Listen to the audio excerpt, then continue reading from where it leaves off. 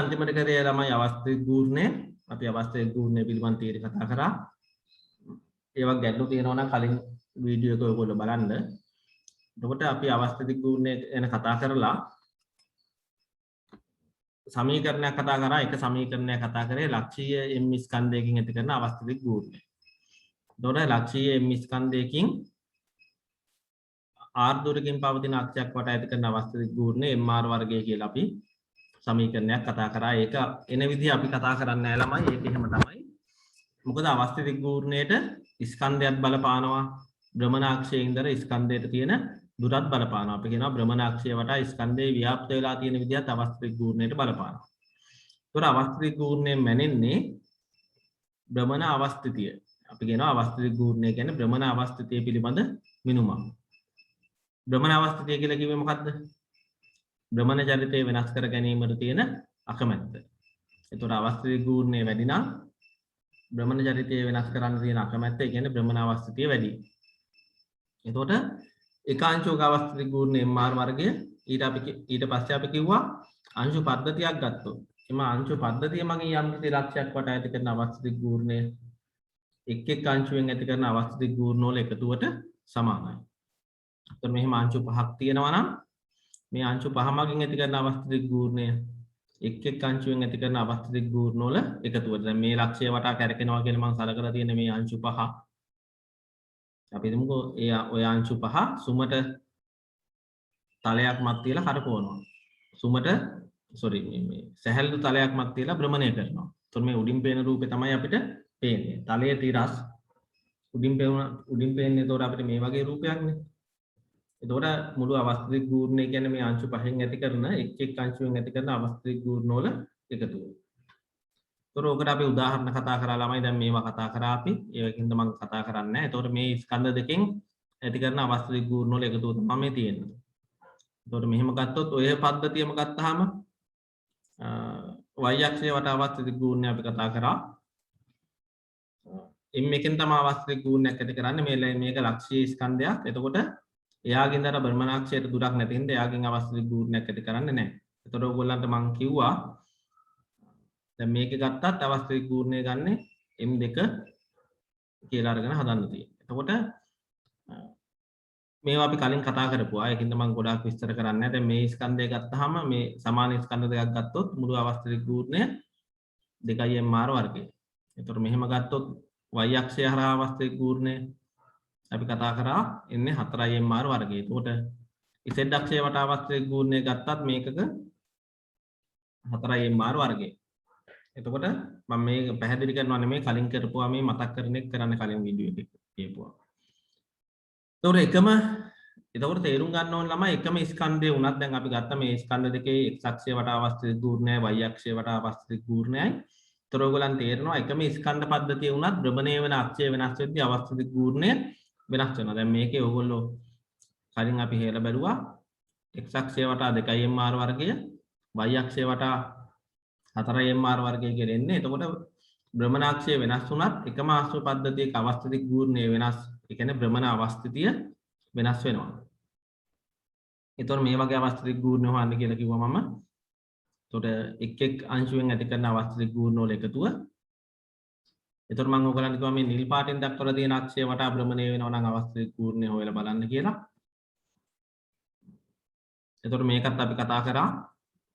මේ වගේ උත්තර ගත්තේ ඔයගොල්ලෝ බලන්න. x අක්ෂය වට අවස්ථිත ගූර්ණය ඉන්නේ මේක. y අක්ෂය වට අවස්ථිත මෙතන y කියලා එන්න ඕන z කියලා එන්න ඕන මෙතන x නෙමෙයි. එතකොට z අක්ෂය වට අවස්ථිත ගූර්ණය වෙන්නේ ඒකමයි. හැබැයි y අක්ෂය වට අවස්ථිත ගූර්ණය ගත්තොත් වෙනස් වෙනවා. එහෙම නෙන්නේ මම ওই මැද ස්ටෙප් එකක් දැම්ම පස්සේ මෙතන එන්න ඕනේ x නෙමෙයි y y අක්ෂය වට අවස්ථිත ගූර්ණය 4යි ml වර්ගය. එතකොට එකම වස්තු වුණත් මෙතනත් අපි පැහැදිලි කරන්නේ එකම වස්තු වුණත් තමයි භ්‍රමණාක්ෂය වෙනස් වෙද්දී අවස්ථිත ගූර්ණය වෙනස් වෙන්න පුළුවන්. දැන් x හා z අක්ෂය හරහා අවස්ථිත ගූර්ණය එකමයි. y අක්ෂය වට අවස්ථිත ගූර්ණය ඊට වඩා වැඩි.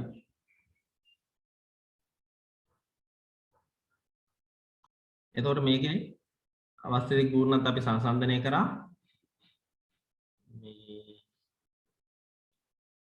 sorry මේකේ මේ z අක්ෂයටයි y අක්ෂයටයි ස්කන්ධ දෙකේම ඉඳන් තියෙන දුරවල් සමාන හින්දා x සහ z අක්ෂය වටා අවස්ථිත ගූර්ණ සමානයි. y අක්ෂයට ස්කන්ධ වල ඉඳන් තියෙන දුර වැඩි හින්දා y වටා අවස්ථිත ගූර්ණය වැඩි. එතකොට මේකත් ළමයි හොඳ උදාහරණයක්. මම කිව්වා දැන් මේ ස්කන්ධ දෙකක් සැහැල්ලු දඬු වලින් සම්බන්ධ කරලා තියෙනවා කියලා හිතන්නකො. මේ දණ්ඩේ එතකොට දණ්ඩ සැහැල්ලු නම් ස්කන්ධයක් නැහැ. එතකොට එයාගෙන් අවස්ථිත ගූර්ණයක් ඇති කරන්නේ නැහැ. එතකොට එකම පද්ධතිය වුණත් භ්‍රමණය වෙන අක්ෂය වෙනස් කරන්න අවස්ථිත ගූර්ණය වෙනස් වෙනවා. එතකොට ওই ටික තමයි අපි කතා කරේ. මම ආයෙ කියන ඔතෙන් එනකන් මේ අවස්ථිත ගූර්ණය හොයපු වගේ ගැටලු තියෙනවා නම් කලින් වීඩියෝ එක බලන්න, කලින් පාඩමේ වීඩියෝ එක බලන්න.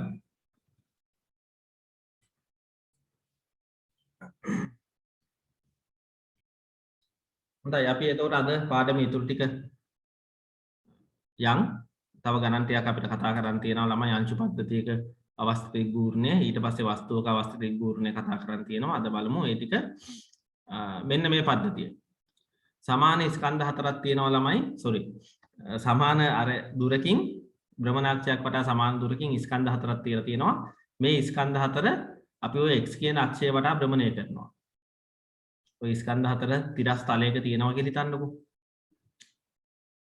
එතකොට ඕවා සැහැල්ලු දඬු වලින් සම්බන්ධ කරලා හරි මොකක් හරි තලයක් උඩ තියලා හරි අපි භ්‍රමණය කරනවා. භ්‍රමණය කරන විදිය ගැන හිතන්න යන්න එපා. ඔහොම ස්කන්ධ හතරක් දැන් x අක්ෂය වටා අපි භ්‍රමණය කරනවා.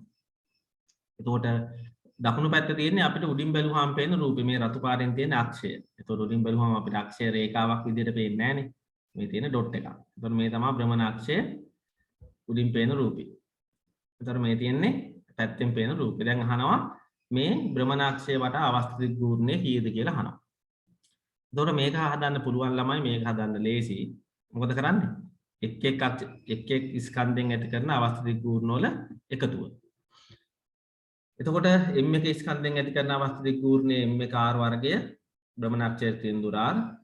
එතකොට m2 ස්කන්ධෙන් ඇති කරන එක m2 r වර්ගය, m3 ස්කන්ධෙන් ඇති කරන එක m3 r වර්ගය.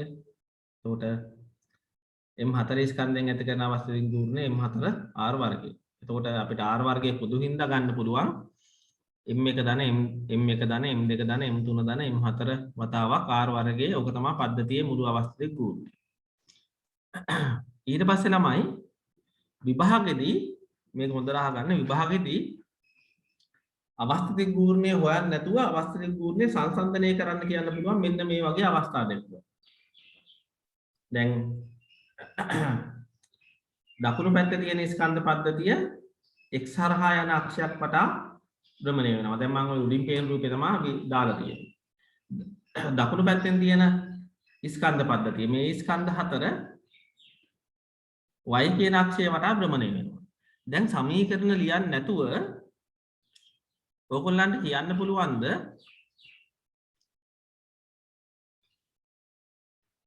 ඔය අංශු පද්ධති දෙකේ වම් පැත්තේ තියෙන අංශු පද්ධතියේ x අක්ෂය වටා අවස්ථිත ගූර්ණය ix කියලා ගත්තොත් දකුණු පැත්තෙන් තියෙන ස්කන්ධ පද්ධතියේ y හරහා තියෙන අවස්ථිත ගූර්ණය y අක්ෂය වටා තියෙන අවස්ථිත ගූර්ණය iy කියලා ගත්තොත් අවස්ථිත ගූර්ණය වැඩි මොන අවස්ථාවෙන්ද? ixද වැඩි iyද වැඩි? ඔයගොල්ලෝ හිතලා බලන්නකෝ. වීඩියෝ එක බලන ළමයි මම දැන් ඊගාවට උත්තරේ කියනවනේ. ඒකින්ද වීඩියෝ එක පෝස් කරලා හිතන්න. කාගේද වැඩි? සමීකරණ ලියන්න නැතුව උත්තරේ කියන්න පුළුවන්ද? මේක ගත්තාම ළමයි y අක්ෂය වටා අවස්ථිත ගූර්ණය අඩුයි, x අක්ෂය වටා තමයි අවස්ථිත ගූර්ණය වැඩිම.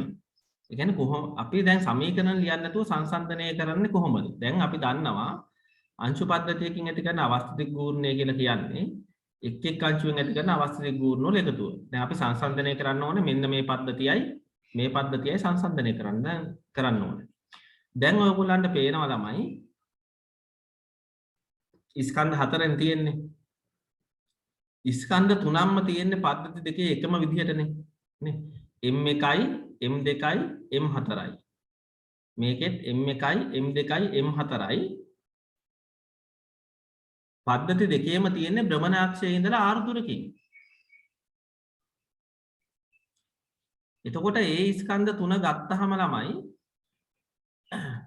ඒ ස්කන්ධ තුනෙන් x වටා ඇති කරන අවස්ථිතික ගූර්ණයයි ඒ ස්කන්ධ තුනෙන් y වටා ඇති කරන අවස්ථිතික ගූර්ණයයි සමානයි. එතකොට ඔය පද්ධති දෙකේ අවස්ථිතික ගූර්ණ වෙනස් වුණොත් වෙනස් වෙන්නේ මෙන්න මේ m3 කියන ස්කන්ධයේ හින්දා. ස්කන්ධ හතරේ අවස්ථිතික ගූර්ණ වල එකතු වෙන මුළු එක.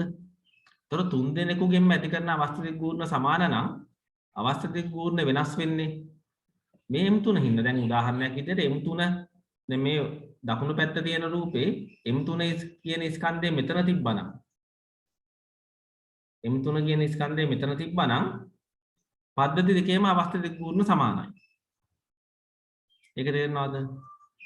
හැබැයි ළමයි දැන් මෙතන m3 කියන ස්කන්ධයේ තියෙන භ්‍රමණාක්ෂයට කිට්ටුවෙන් මේ පද්ධතියට වඩා දකුණු පැත්තේ රූපේ තියෙන m3 ස්කන්ධය වම් පැත්තේ තියෙන රූපෙට වඩා භ්‍රමණාක්ෂයට කිට්ටුවෙන් තියෙන්නේ. ඒතකොට භ්‍රමණාක්ෂයට කිට්ටුවෙන් තියෙද්දී ඔය මෙයා එතකොට මේ m3 කියන ස්කන්ධයෙන් මේ මොහොතේදී y අක්ෂය හරහා ඇති කරන අවස්ථිතික ගූර්ණය අඩුයි.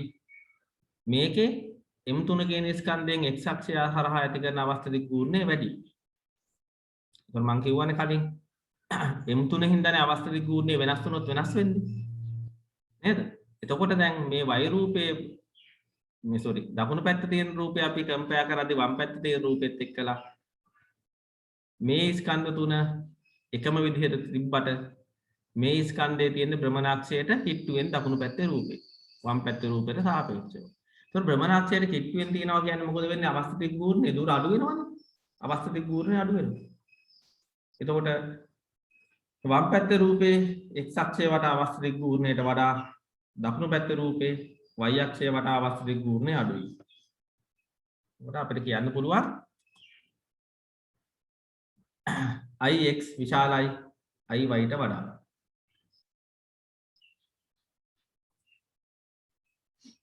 ඊගාව එක අපි බලමු.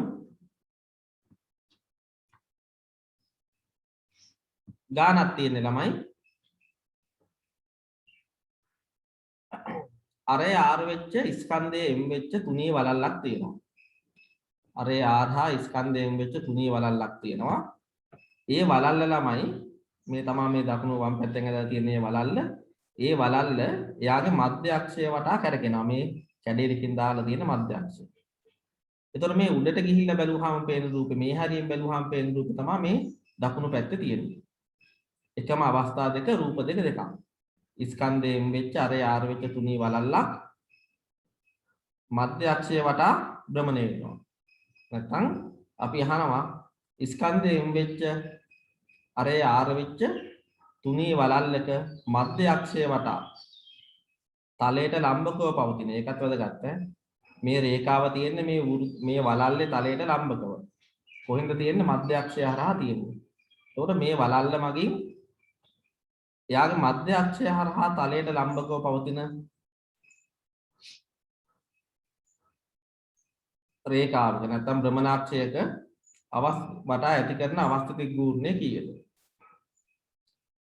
නැත්නම් එයාගේ කේන්ද්‍රය හරහා තලයට ලම්බකව පවතින අක්ෂයක් වටා අවස්ථිතික ගූර්ණය කීයද?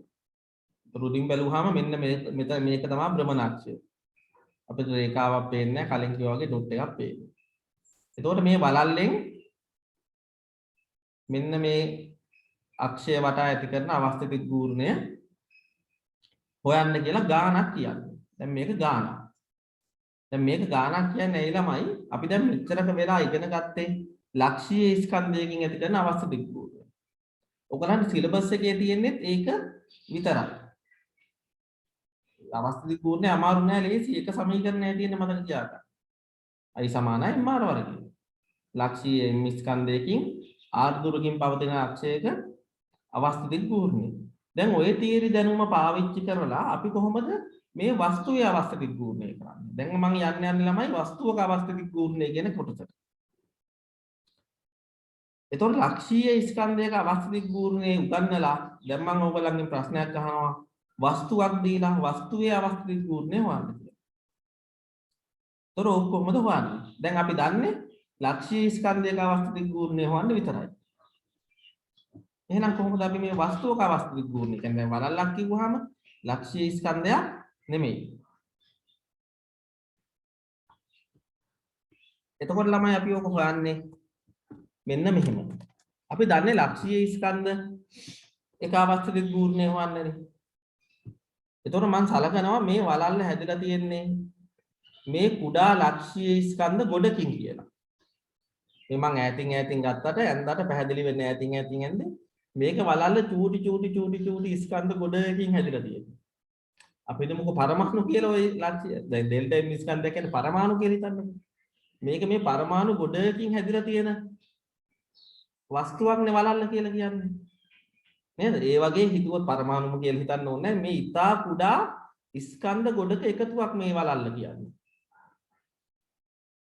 තේරුම් ගන්න ලේසියෙන් තමයි පරමාණු කියලා හිතන්න කියලා කිව්වේ. පරමාණු කියලා හිතන්නකො පරමාණු ගොඩක එකතුවක් මේක.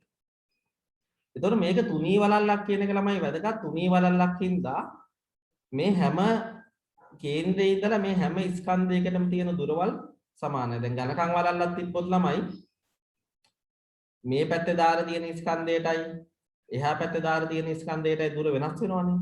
මේක තුනී. තුනී කියන්නේ සෛද්ධාන්තිකව තුනී ඝනකමක් ඇත්තෙම නැහැ. එතකොට මේ වලල්ල මේ වගේ ස්කන්ධ ගොඩකින් මේ එක ළඟ තියෙන ස්කන්ධ එක ළඟ යන්නේ නැත්තේ අපහැදිලි වෙන නිසා. එතකොට මේ එක ළඟ තියෙන මෙහෙම චූටි ස්කන්ධ ගොඩක එකතුවක්. දැන් එතකොට මේ වලල්ලේ අවස්ථිත දිග්ගූර්ණය කියන්නේ ඔය ස්කන්ධ වල අවස්ථිත දිග්ගූර්ණ වල එකතුව. අපි බලමු මේක අපි කොහොමද හොයන්නේ කියලා. දැන් මේ ඩෙල්ටා M ස්කන්ධයෙන් ඇති කරන අවස්ථිත දිග්ගූර්ණය මට කියන්න පුළුවන් ළමයි ඩෙල්ටා M R වර්ගය. මේක ලක්ෂ්‍ය ස්කන්ධයන්නේ. එතකොට මෙතන තියෙන ලක්ෂ්‍ය ස්කන්ධයෙන් ඇති කරන අවස්ථිත දිග්ගූර්ණය ගන්න පුළුවන්. ඒක එයාට අල්ලපු වත්තේ ඉන්න එයාට අල්ලපු ස්කන්ධයෙන් ඇති කරන අවස්ථිත දිග්ගූර්ණයක් ඩෙල්ටා MR වර්ගය. එතකොට ඊගාවට තියෙන අවස්ථිත ස්කන්ධය අපි මෙතන තියෙන ස්කන්ධයක් ගත්තොත් එයාගෙන් ඇති කරන අවස්ථිත දිග්ගූර්ණයක් ඩෙල්ටා MR වර්ගය. ඔය විදිහට මම මොකද කරන්න ඕනේ මේක ලක්ෂීය ස්කන්ධ ගොඩකින් හැදලා තියෙනවා කියලා ගත්තා. එතකොට දැන් මම කරන්න යන්නේ මොකද්ද? ඔය ලක්ෂීය ස්කන්ධ ගොඩකින් මේ හැමතැනම තියෙනවා ලක්ෂීය ස්කන්ධ ගොඩාක්. එතකොට මේ හැම එකෙම ඇති කරන අවස්ථිත දිග්ගූර්ණ ටික එකතු කරන්නයි යන්නේ. ඔය ටික මම එකතු කරන්න ඕනේ. කොච්චර මම ලියන්න ඕනද? මේකේ ලක්ෂීය ස්කන්ධ ලක්ෂයක් තියෙනවා කියලා හිතුවොත් මේ චූටි ස්කන්ධ ලක්ෂයකින් මේක හැදලා තියෙනවා කියලා හිතුවොත් මේවා අපි කීයක් ලියන්න ඕනද? මේවා ලක්ෂයක් ලියන්න ඕන. ඩෙල්ටා MR වර්ගය දාන ඩෙල්ටා MR වර්ගය දාන ඩෙල්ටා MR වර්ගයේ දාන කියන ඔහම ලක්ෂයක් ලියන්න ඕන. ඉතින් අපි එහෙම ලියන්නේ අපි කරන්නේ මෙහෙම එකතු කිරීම දාලා තිත් පේලියක් දානවා. ඉතින් මේ කියන්නේ ඕකේ තේරුම මොකද්ද ළමයි? මේ වලල්ලේ මේ අක්ෂය වටා අවස්ථිත දිග්ගූර්ණය එයා හැදිලා තියෙනවා කියලා අපි හිතන කුඩා ඩෙල්ටා M ස්කන්ධවල වලින් ඇති කරන අවස්ථිත දිග්ගූර්ණ වල එකතුවට සමානයි. සමහර ළමයි ඔක ලියනවා සිග්මා ඩෙල්ටා MR වර්ගය කියලා. සිග්මා කියලා දාන එකේ තේරුම තමයි මේ වගේ එකතුව කියන එක. කියන්නේ MR වර්ග වල එකතුව. එතකොට එක් අංශුවෙන් ඇති කරන අවස්ථිත දිග්ගූර්ණ ටික මෙහෙම අපි එකතු කරලා තියෙනවා. එතකොට අපි දන්නවා ළමයි දැන් ඔයගොල්ලන්ට පැහැදිලි ඔය හැම අංශුවම ගත්තාම R පොදුයිනේ. අපි අංශු කීයක් මේ පැත්තට ලිව්වත් R පොදුයි. එතකොට මම කරන්නේ ළමයි R එකක් එළියට ගන්නවා. එතකොට මෙතන ඩෙල්ටා M ස්කන්ධ ලක්ෂයක් තියෙනවා නම් මේ වර්ණය ඇතුලේ ඩෙල්ටා M කියලා අපි ලක්ෂ වතාවක් ලියලා තියෙනවා. හැබැයි ඔය හැම ඒ ලක්ෂයටම R පොදුයිනේ. R එකක් එළියට ගන්නවා. එතකොට අපිට එනවා මේ අවස්ථිත දිග්ගූර්ණය ඩෙල්ටා M දාන ඩෙල්ටා M දාන ඩෙල්ටා M කියලා මෙතන ලියනවා අපි ඩෙල්ටා M ස්කන්ධ ඔක්කොම ටික. R වර්ගයක් එළියට ගන්නවා. එතකොට මේ වරහන ඇතුළේ තියෙන ළමයි ඩෙල්ටා M ස්කන්ධ ටිකේ මේ ඩෙල්ටා M ස්කන්ධ වල එකතුවනේ. එතකොට ඩෙල්ටා M ස්කන්ධ කිව්වේ මොනවද? මේ වලල්ල හැදිලා තියෙනවා කියලා සලකපු කුඩා ස්කන්ධ. එතකොට මේ වලල්ල හැදිලා තියෙනවා කියලා සලකපු මේ කුඩා ස්කන්ධ ඔක්කොගේම එකතුව තමයි මේ වරහන ඇතුළේ තියෙන්නේ. එතකොට මේ වලල්ල හැදිලා තියෙන මේ කුඩා ඩෙල්ටා M කියන ස්කන්ධ වල මුළු එකතුව කියන්නේ මොකද්ද? වලල්ලේ ස්කන්ධය. එතකොට ළමයි වලල්ලක ස්කන්ධය M නම් අරය R නම් එයාගේ කේන්ද්‍රය හරහා තලයට ලම්බකව පවතින අක්ෂයක් වටා අවස්ථිත ගූර්ණයත් MR වර්ගය තමයි. එතකොට වස්තුවක අවස්ථිත ගූර්ණය හොයන්න කියලා කිව්වොත් ළමයි අපිට වස්තුවක අවස්ථිත ගූර්ණය සිලබස් එකේ විෂය නිර්දේශයට අනුව අපිට දෙන දැනුමෙන් වස්තුවක අවස්ථිත ගූර්ණය හොයන්න පුළුවන් තුනී වලල්ලක විතරයි. එතකොට ඒකට එන සමීකරණෙත් MR වර්ගයම තමයි. හැබැයි හිතන්න යන්න එපා හැම වස්තුවකම අවස්ථිත ගූර්ණය MR වර්ගය කියලා හිතන්න එපා. ලක්ෂීය ස්කන්ධයකින් ඇති කරන අවස්ථිත ගූර්ණයත් MR වර්ගය R කියන්නේ මොකක්ද කියලා ඔයගොල්ලෝ දන්නවා. අරේ R වෙච්ච වලල්ලක දැන් මම කලින් කිව්වනේ කේන්ද්‍රය හරහා තලයට ලම්බකව යන අක්ෂයක් වටා ඇති කරන අවස්ථිත ගූර්ණයත් MR වර්ගයම තමයි. මේ ඔප්පු කිරීම ළමයි සිලබස් එකට අදාළ නැහැ. හැබැයි සිලබස් එකට අදාළ නැතුණාට මේ වගේ සරල ඔප්පු කිරීමක් තේරුම් ගන්න පුළුවන් නම් හොඳයි. ඒතකොට අනිත් ගණන් වලට උත්තර ලියන්න ලේසියි. දැන් අපි ඊගාව එකට යන්කො ළමයි. දැන් මේ තියෙන්නේ ඕක අපි ඔප්පු කිරීම රූප සටහන් වල ඕගොල්ලන් දැන් ඉන්ටර්නෙට් එකේ එහෙම තොරතුරු හෙව්වොත් නැත්නම් ඔය ඕගොල්ලන් හම්බෙලා තියෙන කියුට් වල බැලුවොත් එහෙම මේ රූප සටහන් තියෙනවා. මේ තුනී වලල්ලක් මේක තුනී වෙන්න ඕනේ ළමයි. තුනී වෙන්න ඕනේ අර මං කලින් කිව්ව කතන්දරේ හින්දා. මොකද්ද? තුනී හින්දා තමයි අපිට මේ හැම අංශුවකම ඉඳලා කේන්ද්‍රයට තියෙන දුර සමානයි කියලා ගන්න පුළුවන් වෙන්නේ. ඕක ඝනකම් වලල්ලක් වුණොත් ළමයි වරල්ලක පිටත ධාරයේ තියෙන අංශුව ඉඳලා මෙතෙන් තියෙන දුර R වෙන්නේ නෑ. එතකොට මෙහෙම සරලව අපිට ඔය ඔප්පු කිරීම කරන්න බෑ. එතකොට තුනී වරල්ලක් ගත්තොත් ළමයි අවස්ථිත ගූර්ණයේ තියෙන සමීකරණ MR වර්ගය. එතකොට මතක තියාගන්න හොඳට අවස්ථිත ගූර්ණ සම්බන්ධ සමීකරණ වලින් ඔයගොල්ලෝ මතක තියාගන්න ඕනේ ඔන්න ඔය අවස්ථා දෙක විතරයි. කටපාඩම් කරගන්න ඕනේ. මොකද්ද?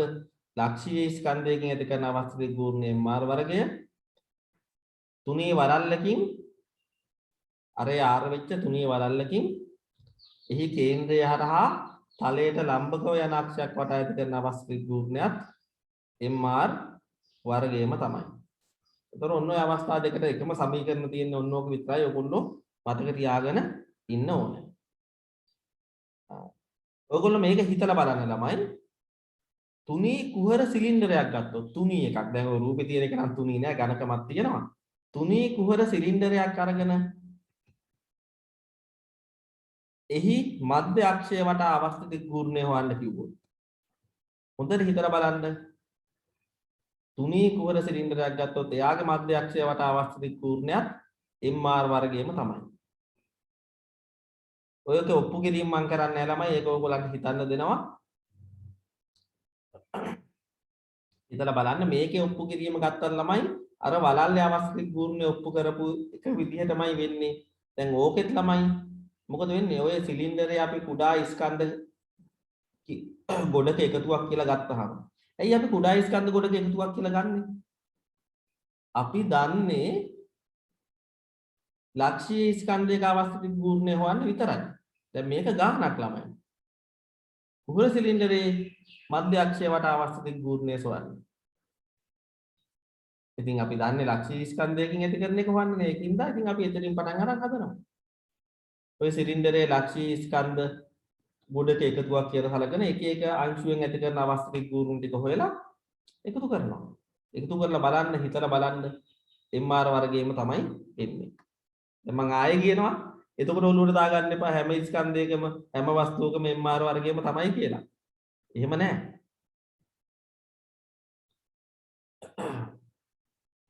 මේක ළමයි ඔයගොල්ලන්ට මම දැන් හිතලා බලන්න දෙන ප්‍රශ්නයක්. මේ ප්‍රශ්නේ අපි අන්තිමට කතා කරනවා මේකට උත්තරේ. ඕගොල්ලන්ටම කියනවා මෙන්න මෙහෙම එකක්. සමාන ස්කන්ධ දෙකක් තියෙනවා. හොඳට මතක තියාගන්න සමාන ස්කන්ධ දෙකක්. දැන් ඔහොම රූපයක් දුන්න ගමන් ළමයි ඔළුවට දා ගන්නවා තැටි ස්කන්ධය වැඩි වලල් ස්කන්ධය අඩුයි කියලා. එහෙම එකක් නෙමෙයි මේ කියන්නේ. සමාන ස්කන්ධ දෙකක් තියෙනවා. එකක් තැටියක් අනික වලල්ලා. ඒ කියන්නේ අපි හිතන්නකෝ ඔය මැටි ගුලියක් අරගෙන සමාන ස්කන්ධ දෙකක් තියෙන මැටි ගුලි දෙකක් අරගෙන එකක් තැටිය වගේ හදනවා. අරේ ආරේ වෙච්ච තැටියක් හදනවා එයාගේ. එයාගෙම හදන්න පුළුවන් ළමයි අරේ ආරේ වෙච්ච වලල්ලකුත්. තුනී වලල්ලක් හදන්න බැරි වෙයි. අරේ ආරේ වෙච්ච වලල්ලකුත් හදන්න පුළුවන්. ටිකක් ඝනකම් වලල්ලක් එයි. එතකොට එකම ස්කන්ධයේ තියෙන එකම අරේ තියෙන්නේ. දැන් ඔයගොල්ලන් අහනවා මේ වලල්ලේ මේ අක්ෂය වටා අවස්ථිත ගූර්ණයද වැඩි? තැටියේ මේ අක්ෂය වටා අවස්ථිත ගූර්ණයද වැඩි? වලල්ලෙන් ඇති කරන අවස්ථිත ගූර්ණයද භ්‍රමණ මේ මධ්‍ය අක්ෂය වටා අවස්ථිත ගූර්ණ දෙක සංසන්දනය කරන්න කියලා කියනවා. වලල්ලෙන් ඇති කරන එකද වැඩි? තැටියෙන් ඇති කරන එකද වැඩි?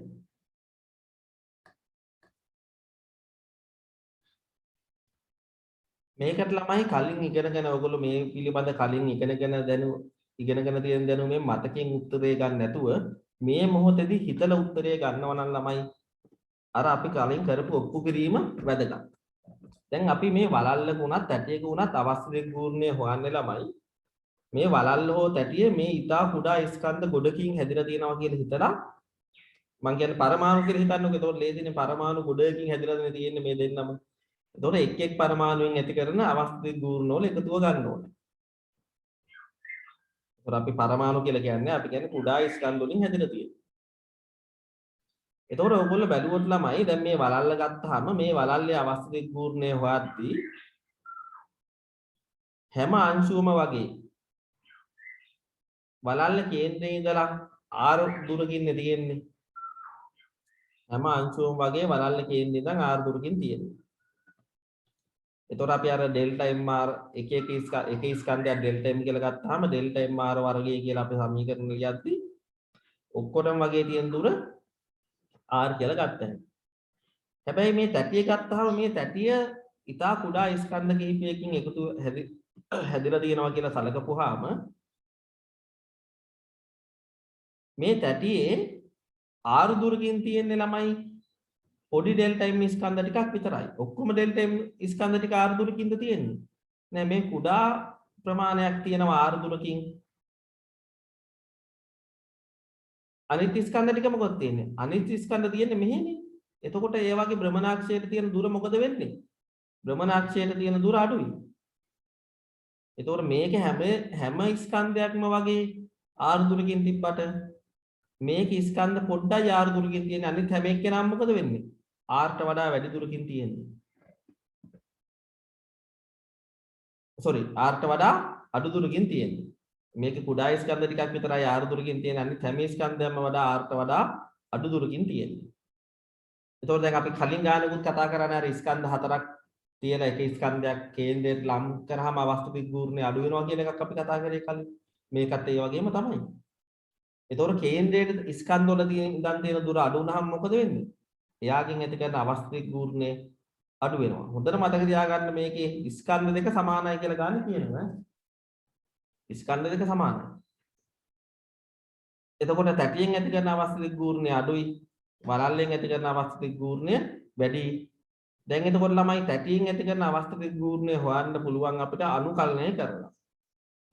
අනුකරණය කරලා අවස්ථිත ගූර්ණය හොයන්න පුළුවන් ඉස්සර සිලබස් වල. ඒ කියන්නේ අපි ඉගෙන ගන්නත් කලින් සිලබස් වල ළමයි ඇප්ලයිඩ් මැත් සිලබස් වල අනුකරණය කරලා අවස්ථිත ගූර්ණය හොයන්න තිබ්බා. ඇප්ලයිඩ් මැත්ස් කරන ළමයි දන්නවා අනුකරණය කරලා ගුරුත්ව කේන්ද්‍රය හොයන්න තියෙනවනේ. මේ වෙනකොට ඒක කරලා තියෙනවද දන්නේ නැහැ. ඔයගොල්ලන්ට දැන් කරයි අනුකරණයෙන් ගුරුත්ව කේන්ද්‍රය හොයන්න තියෙනවා. ඒ වගේම අනුකරණය පිළිබඳ දැනුම ඕනේ ළමයි. මේ තැටියේ අවස්ථිත ගූර්ණය හොයන්න. ඒක අර වලල්ලේ අවස්ථිත ගූර්ණය හොයන වගේ ලේසි නෑ. වලල්ලේ නම් හැම ස්කන්ධයක්ම භ්‍රමණ මධ්‍ය අක්ෂයේ ඉඳලා r දුරකින් තියෙනවා කියලා සැලකුවා හැකියි. මේක එහෙම නෑ. ඒතකොට ඒකින්ද මේකේ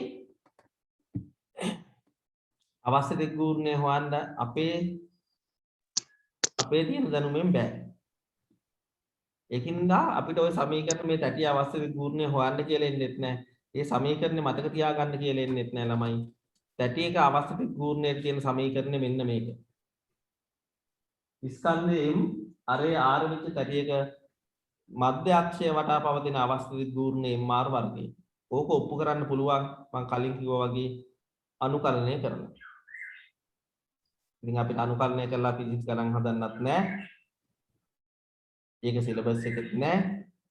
ඒකින්ද අපිට ඔය ඔක ඔප්පු කරන්න කියලා ඉන්නේ නෑ බය වෙන්න එපා. සමීකරණය මතක තියාගෙන ඉන්න ඕනෙත් නෑ. හැබැයි ඔළුවේ තියෙන්න ඕනේ. වලල්ලෙන් ඇති කරන අවස්ථ දිග්පූර්ණයට වඩා තැටියෙන් ඇති කරන අවස්ථ දිග්පූර්ණය අඩුයි කියන එක ස්කන්ධ හා අරයන් සමාන නම්. දැන් ඔය වගේ ළමයි මෙන්න මෙහෙම තියෙනවා. මේ තියෙන්නේ වලල්ලක ඇති කරන අවස්ථ දිග්පූර්ණයේ MR වර්ගය. මේ තියෙන ළමයි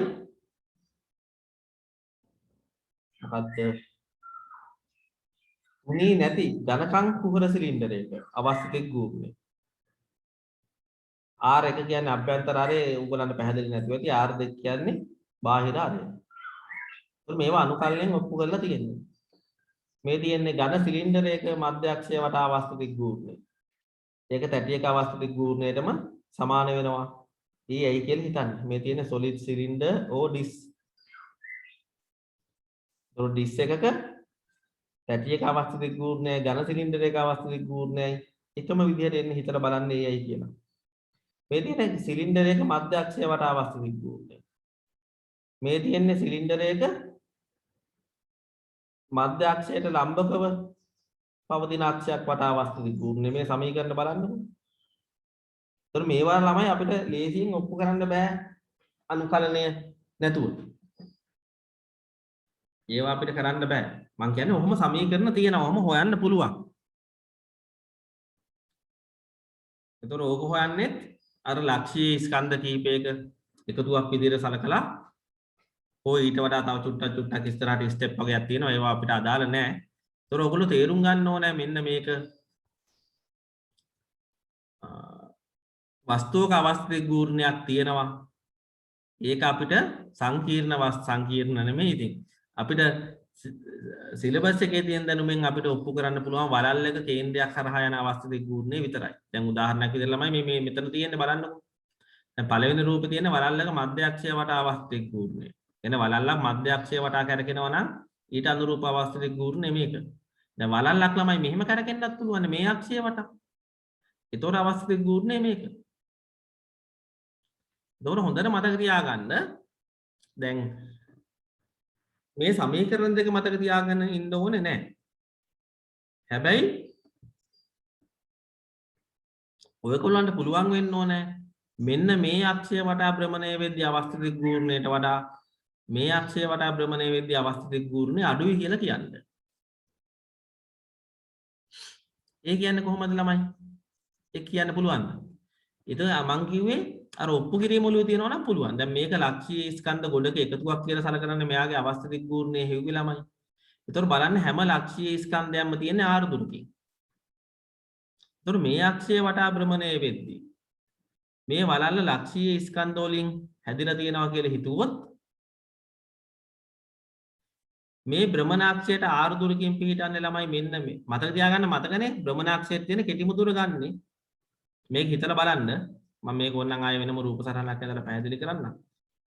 භ්‍රමණාක්ෂයට R දුරකින් පිහිටන්නේ මෙන්න මෙතන තියෙන අංශුව විතරයි. අනිත් හැම අංශුව මේක ඩෙල්ටා M ස්කන්ධ ගොඩකින් හැදලා තියෙනවා කියලා හිතුවොත් අනිත් හැම අංශුවටම භ්‍රමණාක්ෂයේ ඉඳන් තියෙන කෙටිම දුර R ට වඩා අඩුයි. භ්‍රමණාක්ෂයේ ඉඳන් තියෙන කෙටිම දුර R ට වඩා අඩුයි. එතකොට මේ අක්ෂය වටා අවස්ථ දිග්පූර්ණයට වඩා මේ අක්ෂය වටා අවස්ථ දිග්පූර්ණය අඩුයි. ඒක කීයද කියලා අපිට කියන්න බෑ. මේ සමීකරණ මම නිකන් දාලා තියෙන්නේ. ඒක කීයද කියලා කියන්න බෑ. මේ තියෙන්නේ ඝන සිලින්ඩරයක මධ්‍ය අක්ෂය වටා අවස්ථ දිග්පූර්ණය. 5න් 2යි MR වර්ගය. එතකොට මේ තියෙන්නේ කුහර සිලින්ඩරයක මධ්‍ය අක්ෂය වටා තුනී කුහර සිලින්ඩරයක මධ්‍ය අක්ෂයක් තුනී කුහර ගෝලයක මධ්‍ය අක්ෂයක් වටා අවස්ථ දිග්පූර්ණය. මේ තියෙන ඝන ගෝලයක මේ තියෙන තුනී කුහර ගෝලයක. ඒතර ඔයගොල්ලන්ට පේන්න ඕනේ ඝන ගෝලයක මධ්‍ය අක්ෂය වටා අවස්ථ දිග්පූර්ණය. අපි තුමුකෝ මේ ඝන ගෝලයේ කුහර ගෝලයේ ස්කන්ධ සමානයි කියලා. ඒතර මේ ගෝල දෙකේ ස්කන්ධ දෙක සමාන නම් ඝන ගෝලයේ මධ්‍ය අක්ෂය වටා අවස්ථ දිග්පූර්ණයට වඩා වැඩි කුහර ගෝලයේ මධ්‍ය අක්ෂය වටා අවස්ථ දිග්පූර්ණය. දැන් ඔයගොල්ලෝ බැලුවොත් 2 බෙදීම 5 කියන්නේ 0.4යි. 3 බෙදීම 2යි ඔයගොල්ලන්ට මේක පැහැදිලි නැතුව ඇති ළමයි 3 බෙදීම 2යි MR වර්ගය කියලා තියෙන්නේ.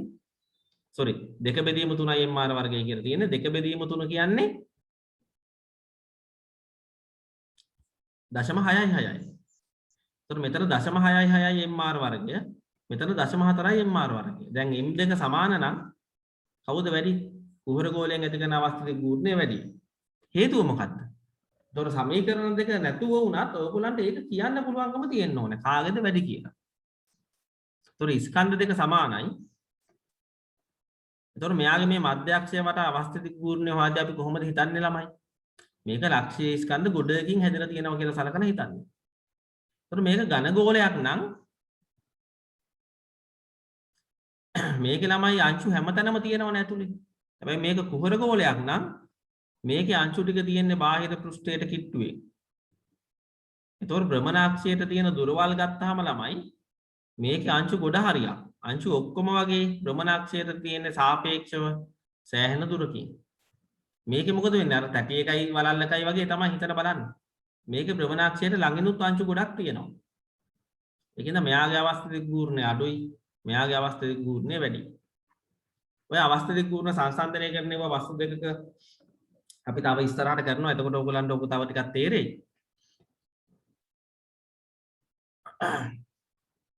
එහෙම ගැටලුවක් මේ අන්තිමට අපි ඕනනම් ආය ওই දෙක සංසන්දනය කරන එක මම රූප සටහන් ඇඳලා කරන්නම්.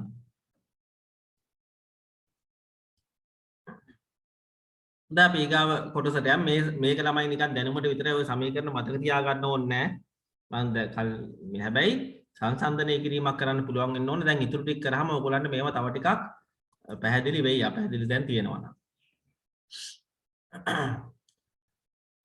අපේ අවස්ථිත ගුණ සංසන්දනය කරන්න ගණන් විදිහට තමයි මේවා මම නෝට් එකට දාලා තියෙන්නේ. දණ්ඩක් තියෙනවා ළමයි එකම දණ්ඩ අවස්ථා තුනකදී තුන් විදිහකට හදලා තියෙන්නේ. පළවෙනි අවස්ථාවේදී දණ්ඩ තනි කෙලින් තියෙනවා මධ්‍ය අක්ෂය වටා කරකවනවා. දෙවෙනි අවස්ථාවේදී දණ්ඩ සමාන කොටස් තුනකට බෙදලා මේ කොටස් දෙකක් නමලා තියෙන්නේ. අපි ගමු මේ මැද්ද දිගයි මේ දිගයි සමානයි. එතකොට මේ දණ්ඩ මෙහෙම නමලා තියෙනවා. මේ දණ්ඩමයි දිග එකමයි. ඊට පස්සේ මෙහෙම නමපු දණ්ඩ තව ටිකක් මේ පැත්තට නමනවා. ටිකක් හයිය කම්බියක් කියලා හිතන්නකෝ අපිට නමන්න පුළුවන්. දණ්ඩ මෙහෙම නමනවා. එතකොට මධ්‍ය අක්ෂය වටා අවස්ථා තුනේදීම භ්‍රමණය කරනවා. එතකොට අහනවා ඔය xy z කියන අක්ෂ තුන ගත්තොත් අවස්ථිත ගූර්ණය වැඩිම මොන අක්ෂය වටාද අඩුම මොන අක්ෂය වටාද? නැත්නම් අවස්ථිත ගූර්ණ වැඩි වෙන පිළිවෙලට ලිව්වොත් කොහොමද එන්නේ? වැඩිම කාගේද අඩුම කාගේද? මේ දෙක හොයාගත්තා නම් හරිනේ. තුනයිනේ තියෙන්නේ. අනිත් එක්කෙනා මැද්ද එක්කෙනානේ. හොඳයි. අවස්ථිත ගූර්ණ සංසන්දනය කරලා හිතන්න බලන්න. මොන අක්ෂය වටාද අවස්ථිත ගූර්ණය වැඩිම? මොන අක්ෂය වටාද අවස්ථිත ගූර්ණය අඩුම?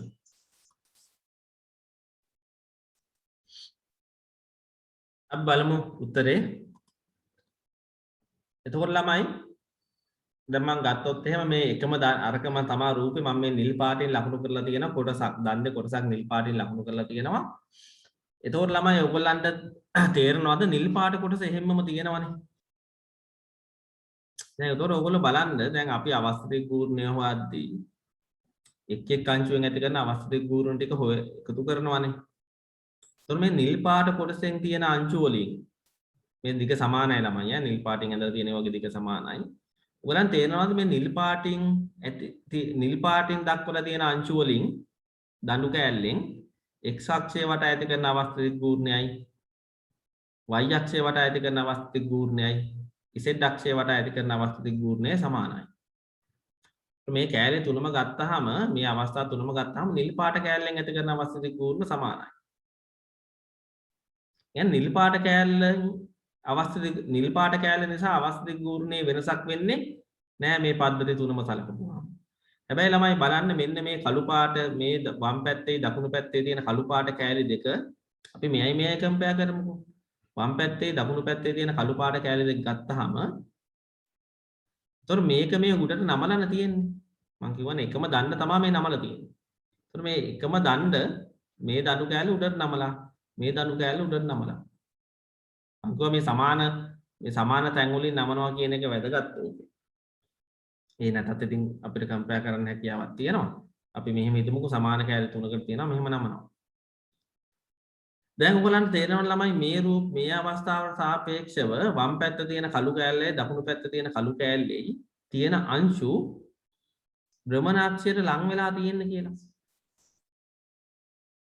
දැන් මෙතන අංශුව ගන්නකො. දැන් මෙතන තිබ්බ අංශුව මෙච්චර දුරකින් තියෙන්නේ. හැබැයි මෙතන තියෙන අංශුව මෙච්චර දුරකින් තියෙන්නේ. හැබැයි මෙතනදී ඒ අංශුව තියෙන්නේ ඊට වඩා අඩු දුරකින්. හැම අංශුවම මෙතන පාන්නකො. වම් පැත්තේ දකුණු පැත්තේ කළු පාට කෑලි වලින් තියෙන අංශු භ්‍රමණාක්ෂයට ලං වෙලා. ඒතකොට ඒ අංශු වලින් ඇති කරන අවස්ථිත ගූර්ණය මොකද වෙන්නේ? අඩු වෙනවා. එතකොට y ට වඩා x ට වඩා y වටා අවස්ථිත ගූර්ණය අඩුයි x වටා අවස්ථිත ගූර්ණයට වඩා. එතකොට මේ දෙන්න කම්පෙයාර් කරොත් එහෙම ළමයි. ඒත් නිල් පාට කෑල්ල එහෙමම තියෙනවා. දැන් මේ දණු දෙක තව ටිකක් භ්‍රමණාක්ෂයට කිට්ටු වෙලානේ තියෙන්නේ. එතකොට භ්‍රමණාක්ෂයට කිට්ටු වුණාම මේ අංශු වලින් ඇති කරන අවස්ථිත ගූර්ණය තව ටිකක් මොකද වෙන්නේ? අවස්ථිත ගූර්ණය තව ටිකක් අඩු වෙනවා. එතකොට මෙයාට වඩා මේ z අක්ෂය වටා අවස්ථිත ගූර්ණය අඩුයි. එතකොට මෙයාට වඩා y ගේ අඩුයි y ට වඩා z ගේ අඩුයි. එතකොට වැඩිම අවස්ථිත ගූර්ණය තියෙන්නේ x ගේ ඊගාව එක y ගේ අඩුම එක තියෙන්නේ z ගේ. එතකොට අපිට උත්තරය ලියන්න පුළුවන් ix විශාලයි ix විශාලයි iy ට වඩා iy විශාලයි iz ට වඩා. එතකොට අඩුම එක වැඩිම එක ix අඩුම එක iz.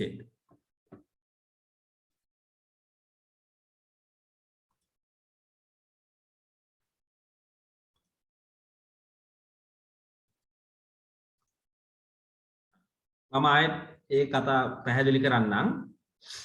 එකම දණ්ඩ තියෙන්නේ එකම දණ්ඩ මේ දිග දණ්ඩක් මේ ආකාර දෙකකට නමලා තියෙනවා.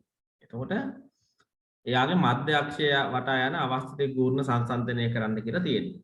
එතකොට අපි හිතන්නේ ළමයි ඉතින් මේක අර ඔප්පු කිරීම හිතපු විදිහටම තමයි. මේ එක එක අංශුවෙන් ඇති කරන අවස්ථිත ගූර්ණ වල එකතුවනේ. එතකොට දැන් මේ නිල් පාට කෑලි වල දිග සමානයි කියලා ගන්න සමහර තැන්වල බැලුවාම නෑ වගේ පේන්නේ. දිග පාට කෑලි වල නිල් පාට කෑලි වල දිග සමානයි කියලා ගමු. එතකොට මම කියන්නේ ළමයි මේ නිල් පාට කෑල්ලෙන් x අක්ෂය වටා ඇති කරන අවස්ථිත ගූර්ණය. මේ නිල් පාට කෑල්ලෙන් y අක්ෂය වටා ඇති කරන අවස්ථිත ගූර්ණයයි.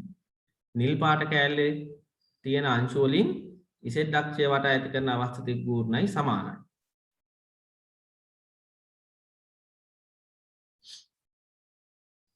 අපිට ඕනේ අවස්ථිත ගූර්ණ සංසන්දනය කරන්න. එතකොට දැන් අපි හොයන්න ඕනේ මෙන්න මේ නිල් කළු පාට කෑලි දෙකේ තියෙන අංශු වලින් x අක්ෂය වටා ඇති කරන අවස්ථිත ගූර්ණයයි කළු පාට කෑලි දෙකේ තියෙන අංශු වලින් y අක්ෂය වටා ඇති කරන අවස්ථිත ගූර්ණයයි සංසන්දනය කරා නම් අපිට ix හා iy සංසන්දනය කරන්න පුළුවන්. x අක්ෂය වටා ඇති කරන අවස්ථිත ගූර්ණය y අක්ෂය වටා ඇති කරන අවස්ථිත ගූර්ණය සංසන්දනය කරන්න පුළුවන්. වීඩියෝ එක බලන ළමයි පළවෙනි පාර පැහැදිලි කරපු එක තේරුණා නම් පොඩ්ඩක් ඉස්සරහට වීඩියෝ එක ඇදලා ප්ලේ කරන්න. ඉස්සරහට පොඩ්ඩක් දාලා ප්ලේ කරන්න. මේ තේරුම් නැති ළමයින්ට මම කියන්නේ. එතකොට දැන් මේ මෙතන තියෙන කළු පාට කෑල්ල තියෙන අංශු වලට වඩා මේ කළු පාට කෑල්ල තියෙන අංශු භ්‍රමණාක්ෂයට ළඟින් පිහිටන්නේ. මේ පැත්තෙත් එහෙමයි. මේකේ තියෙන අංශු වලින් ඉඳලා මේ x ට තියෙන දුරට වඩා දැන් ඒකේ තියෙන අංශු වලින් y ට තියෙන දුර අඩුයි. එක සමාන දුරකින් පිහිටන්නේ මෙතන තියෙන අංශුවයි මෙතන තියෙන අංශුවයි විතරයි අවස්ථා දෙකේ. අනිත් හැම අංශුවම බලන්න. මෙතන ඉඳන් මේක ටිකක් මෙහෙම උඩට නැමුවාම මොකද වෙන්නේ? දුර අඩු වෙනවා. එතකොට මේකේ තියෙන අංශු වලින් x අක්ෂය වටා ඇති කරන අවස්ථිත ගූර්ණය වැඩි.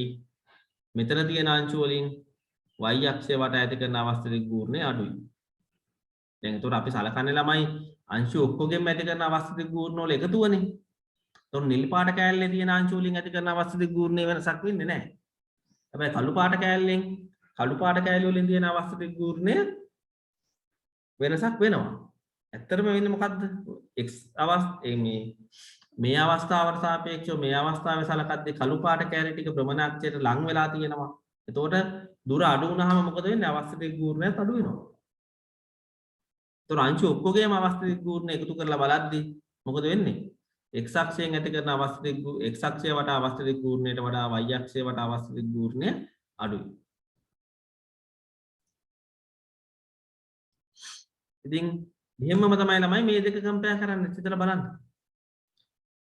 මේක මේ කළු පාට කෑලි දෙක තව ටිකක් ලං කරාම කළු පාට කෑලි දෙක තව ටිකක් ලං කරාම මොකද වෙන්නේ? භ්‍රමණාක්ෂයේ තියෙන දුර තව ටිකක් අඩු වෙනවා. ඒතකොට මේ කළු පාට කෑලි වල තියෙන අංශු වලින් මේ භ්‍රමණාක්ෂයේ වටා ඇති කරන අවස්ථ දිග ගූර්ණය මේ අවස්ථාවට සාපේක්ෂව තවත් අඩු වෙනවා.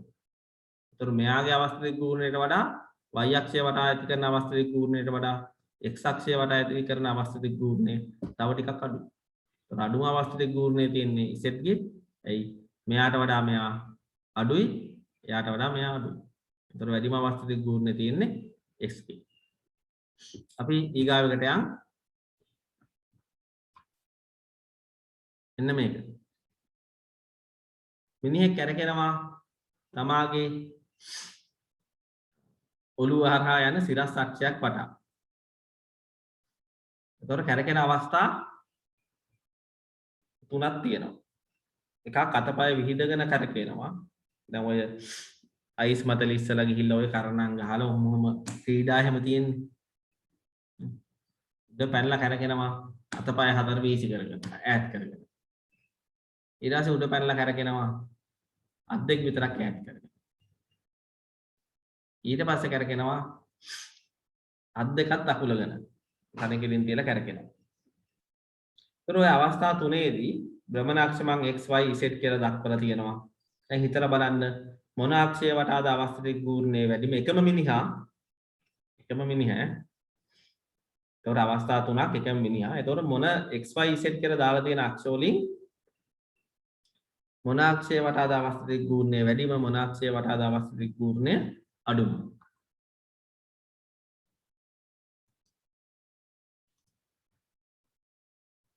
අපි මේකේ උත්තරේ බලමු. එතකොට අපි දැන් මේ කම්පෙයාර් කර මේක දැක්ක ගමන් සමහරුන්ට කියන්නත් පුළුවන්. එහෙම නැතුව අපි කම්පෙයාර් කරලා බැලුවොත් ළමයි මේ ඔළුවයි අතපය හතර අමතක කරාම ඔළුවයි මේ ඇඟේ ඉතුරු කොටස් ටිකයි. ඔළුවයි ඇඟේ ඉතුරු කොටස් ටිකයි අවස්ථා තුනේදී භ්‍රමණාක්ෂයට සාපේක්ෂව එකම විදිහට තියෙනවනේ ළමයි. එතකොට දැන් අවස්ථ දිග ගූර්ණය වෙන දැන් මේ ඔළුවයි ඒ ටිකෙන් ඔළුව හා මෙන්න මේ ටිකෙන් ඇති කරන අවස්ථ දිග ගූර්ණය හැම අක්ෂයක් වටාම සමානයි. ඒත් අවස්ථ දිග ගූර්ණය වෙනස් වෙන්නේ ඇයි? මේ අතපය හතර වෙනස් කරන හින්දා. කියන්නේ අතපය හතරේ තියෙන ස්කන්ධ වල ඉඳන් භ්‍රමණාක්ෂයේ තියෙන දුර වෙනස් වෙනවා. අර මම කලින් කිව්ව කොටසේ ඉඳන් භ්‍රමණාක්ෂයේ තියෙන කලින් කොටසේ තියෙන ස්කන්ධ වලින් ඉඳන් භ්‍රමණාක්ෂයේ තියෙන දුර වෙනස් වෙන්නේ නැහැ. ඔළුව හා ඇඟේ මැද කෑල්ල අතපය හතර ඇරුණාම. ඒතොර ඒ වගේ ඇති කරන අවස්ථ දිග ගූර්ණය භ්‍රමණාක්ෂය තුනම වටා එකමයි. ඒතොර අතපය හතරේ ඉඳන් තියෙන දුරවල් වෙනස් වෙනවා. ඒතොර අවස්ථ දිග ගූර්ණය වෙනස් වෙනවා. දැන් උදාහරණයක් විදිහට මේ x අක්ෂය වටායි y අක්ෂය වටායි ගද්දි ළමයි අත් දෙකත් එකම විදිහටම තියෙන්නේ. නේද? ඒතොර ඔය කකුල් දෙකෙන් ඇති කරන අවස්ථ දිග ගූර්ණය තමයි වෙනස් වෙන්නේ. ඒතොර x අක්ෂයට සාපේක්ෂව y අක්ෂය ගත්තාම කකුල් දෙකේ අංශු ටික ලං වෙලා තියෙන්නේ. ඒතොර කකුල් දෙකේ අංශු ටික ලං වෙනවා කියන්නේ භ්‍රමණාක්ෂයට කකුල් දෙකේ අංශු වලින් ඇති කරන අවස්ථ දිග ගූර්ණය අඩු වෙනවා. අනිත් කැලේ වලින් ඇති කරන අවස්ථ දිග ගූර්ණය වෙනස් වෙන්නේ නැහැ. එතකොට x අක්ෂයට වඩා y අක්ෂය වටා අවස්ථ දිග ගූර්ණය අඩුයි. දැන් y හා z ගත්තාම කකුල් දෙකයි කඳයි එහෙම්මම තියෙනවා ඔළුවයි අත් දෙක විතරයි වෙනස් වෙන්නේ. දැන් z අක්ෂය වටා ගද්දි මොකද වෙන්නේ ළමයි? අත් දෙක ලං කරගෙන තියෙනවා. ඒතකොට අත් දෙකේ තියෙන අංශු y ට සාපේක්ෂව අත් දෙකේ තියෙන අංශු භ්‍රමණාක්ෂයට ලං වෙනවා. ඒතර ස්කන්ධය එකම වුණාට දුර අඩු වෙනවා. දුර අඩු වුණාම මොකද වෙන්නේ? අවස්ථ දිග් ගූර්ණය අඩු වෙනවා. එතකොට අපිට පුළුවන් ඔය අවස්ථ දිග් ගූර්ණ ටිකෙන් වැඩිම කවුද අඩුම කවුද කියලා හොයාගන්න. වැඩිම x අක්ෂය වටා, ඊට පස්සේ y අක්ෂය වටා, ඊට පස්සේ z අක්ෂය වටා. එතකොට එකම ස්කන්ධය ඒකයි ළමයි අපි කියන්නේ අපි දැන් පුද්ගලයෙකුට පුළුවන් තමාගේ අවස්ථ දිග් ගූර්ණය වෙනස් කරගන්න. කොහොමද? අතපය තියෙන පිහිටුම වෙනස් කරලා. අපි කෝණික ගම්මතා සංස්කෘතියේදී ඕවා කතා කරනවා වගේ ඉදින් කතා කරනවා.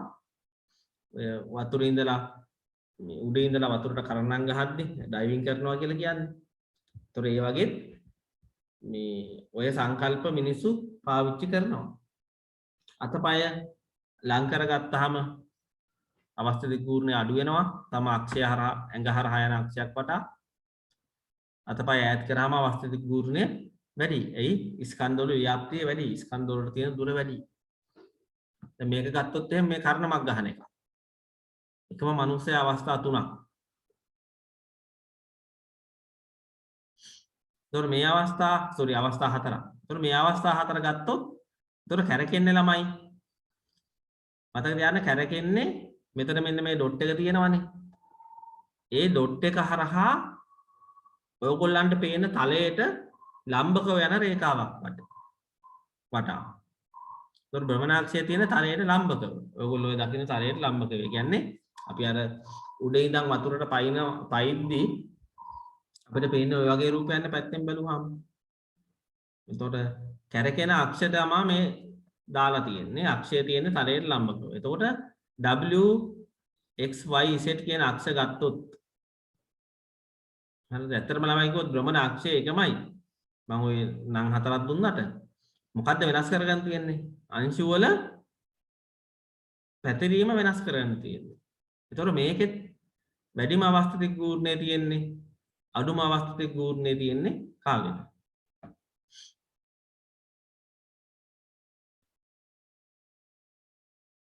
මොකද වෙන්නේ? මේකේ ළමයි මේ w කියන අක්ෂය වට අවස්ථ දිග් ගූර්ණය තමයි වැඩිම. දැන් බලන්න මීට සාපේක්ෂව ළමයි මේ රූපෙදී කකුල් දෙක ලං වෙලා නැ තියෙන්නේ. නේ? ඒතකොට කකුල් දෙක මේ හරිය එහෙම ලං වෙලා නැ තියෙන්නේ. මේක මේ කකුල උඩට උස්සනවා. එතකොට මෙහි තියෙන ස්කන්ධ ටික ටික මොකද වෙන්නේ? ටිකක් මේ භ්‍රමණාක්ෂයට ලං වෙනවා. අතපාත් කරනවා මේ බලන්න. අතපාත් කරලක් තියෙනවා. එතකොට ඒ අංශු භ්‍රමණාක්ෂයට ලං වෙනවා. එතකොට අවස්ථ දිග් ගූර්ණය අඩුයි. එතකොට මෙතනදී කකුල් තව ටිකක් ලං කරගෙන තියෙනවා. එතකොට තවත් අවස්ථ දිග් ගූර්ණය අඩු වෙනවා. මෙතනදී මේ තව දැන් මේ හරිය තියෙන මේවා ටිකක් භ්‍රමණාක්ෂය ටිකක් දුරින්ද තියෙන්නේ. ඒවත් තව ටිකක් ලං කරගෙන තියෙන්නේ. එතකොට අවස්ථ දිග් ගූර්ණය මොකද වෙන්නේ? තවත් අඩු වෙනවා.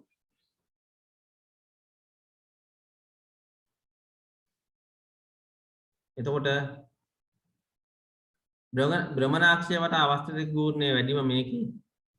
ඊට පස්සේ මේකේ, ඊට පස්සේ මේකේ, ඊට පස්සේ මේකේ. මේ පැත්තට යන්න යන්න අවස්ථ දිග් ගූර්ණය ටික ටික අඩු වෙනවා. ඔයගොල්ලෝ කරණම් ගහද්දි ඔහොම දැකලා ඇති. අතපය අකුල ගන්නවා දැකලා ඇද්ද? මේ කරන්නේ අවස්ථ දිග් ගූර්ණය වෙනස් කරගන්න එක තමයි. ඒකට iw තමයි වැඩිම, ඊට පස්සේ ix, ඊට පස්සේ iy, අඩුම iz. ඊගාව එක මෙන්න මේ ගාන එකම දණ්ඩක් ළමයි ඈ. එකම දණ්ඩක් පාර දෙකක් ගාලා තියෙනවා දණ්ඩේ. එහෙම හිතන්න. දණ්ඩේ එකාකාර දණ්ඩක්, එකම විදිහේ එකාකාර දණ්ඩක් පාර දෙකක් ගාලා තියෙනවා. එක පැත්තක නිල් පාට, අනිත් පැත්ත දුඹුරු පාටනේ ගාලා තියෙනවා. ඒතකොට දණ්ඩ මැදින් නමන්න පුළුවන් දණ්ඩක්. ඔයගොල්ලෝ දැකලා ඇති ඔය මේ වඩු වැඩ කරන බාස්ලා ගාව එහෙම තියෙනවා රූලක්. මාසුන්නහල ගාව. ඒතකොට වඩු කාර්මිකයෝ ගාව තියෙනවා ඔය වගේ නමන්න පුළුවන් රූලක්. ඒ වගේ එකක් කියලා හිතන්නකෝ. එතකොට දණ්ඩ මැද්දෙන් නැමු හැකි හැරම හැර කල් භ්‍රමණය කර හැකි. දැන් ඔන්න අවස්ථා තුනක් දීලා තියෙනවා. දණ්ඩ කෙලින්ම නමන්න නැතුව දිග ඇරලා තියෙනවා. ඊට පස්සේ දකුණු පැත්තේ තිබ්බ භාගේ නමලා වම් පැත්තේ තියෙන භාගය උඩින් තියලා තියෙනවා. ඊට පස්සේ දකුණු පැත්තේ තියෙන භාගේ අංශක අනු මේ නිල් පාට භාගයට ලම්බකව නමලා තියෙනවා. එතකොට භ්‍රමණ අක්ෂය විදිහට අපි සලකලා තියෙන්නේ මධ්‍ය අක්ෂය. මෙතන නම් මැද අක්ෂය, මෙතන මේ අක්ෂය, මෙතන මේ අක්ෂය. එතකොට දැන් අහන ප්‍රශ්නේ අවස්ථිත ගූර්ණය වැඩිම මොකේද අඩුම මොකේද? ඕවා සංසන්දනය කරන්න. අර අසමානතා ලකුණු දාලා සමානතා ලකුණු දාලා අර කලින් කරා වගේ අවස්ථිත ගූර්ණ සංසන්දනය කරන්න කියලා ඔයගොල්ලන්ට කියන්නේ.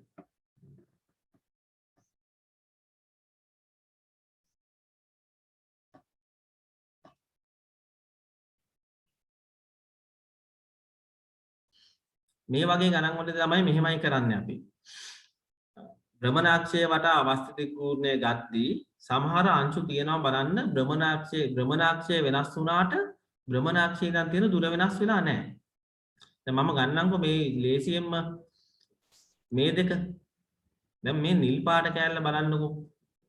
නිල් පාට අර්ධය ගත්තොත් එහෙම මේ නිල් පාට කෑල්ලේ තියෙන අංශු වලින් x වටා ඇති කරන අවස්ථිත ගූර්ණයයි ඒ නිල් පාට කෑල්ලේ තියෙන අංශු වලින් z වටා ඇති කරන අවස්ථිත ගූර්ණය මොකද වෙන්නේ?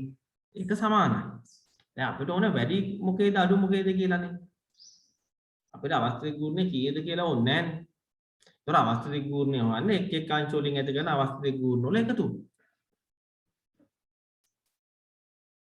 එතකොට නිල් පාට කෑල්ලේ තියෙන අංශු වලින් ඇති කරන අවස්ථිත ගූර්ණය වෙනස් වෙලා නැහැ.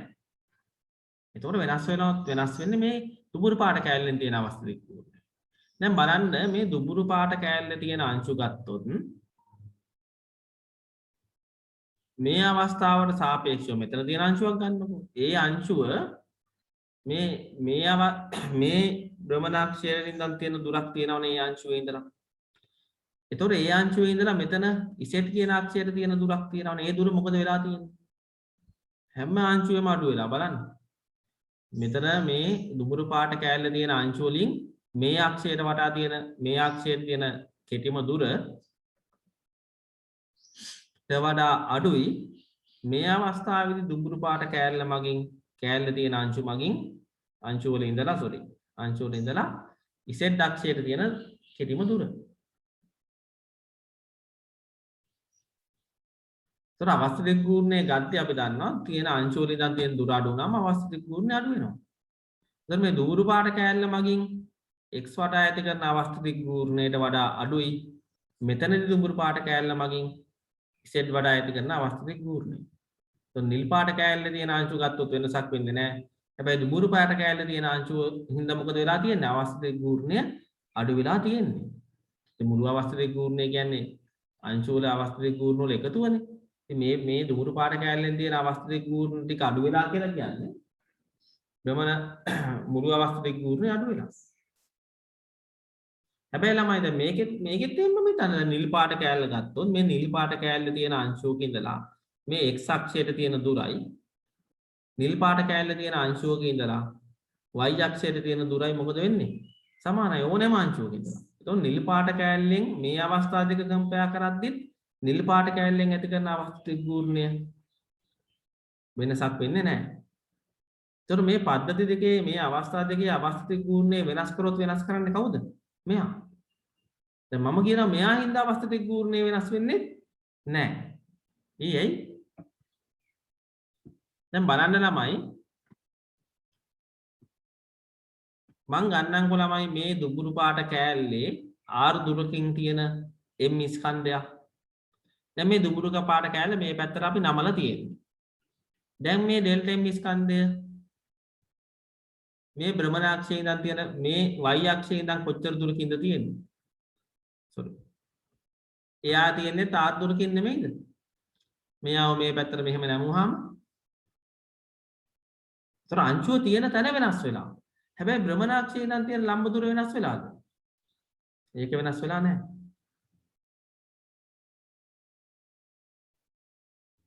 එතකොට මේ හැම අංශුවම එහෙම හිතලා බලන්නකෝ මේ දුඹුරු පාට කෑල්ල තුර තියෙන හැම අංශුවම සැලකුවොත් ඒ හැම අංශුවෙම ඉඳලා x ට තියෙන ලම්බ දුරයි කෙටිම දුරයි මෙතනදී මේ දුමුරු පාට කෑල්ලේ හැම අංශුවේම ඉඳලා වයිට තියෙන ලම්බ දුරයි මොකද වෙන්නේ? එකම තමයි.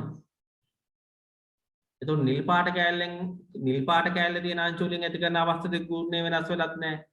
මේ දුමුරු පාට කෑල්ලේ තියෙන අංශු වලින් ඇති කරන අවස්ථිත ගුණය වෙනස් වෙලත් නැහැ. කියන්නේ අපි නිකම්ම කිව්වොත් එහෙනම් නිල් පාට අර්ධයෙන් ඇති කරන අවස්ථිත ගුණය වෙනස් වෙලත් නැහැ. දුමුරු පාට අර්ධයෙන් ඇති කරන අවස්ථිත ගුණය වෙනස් වෙලත් නැහැ මේ දෙකේ.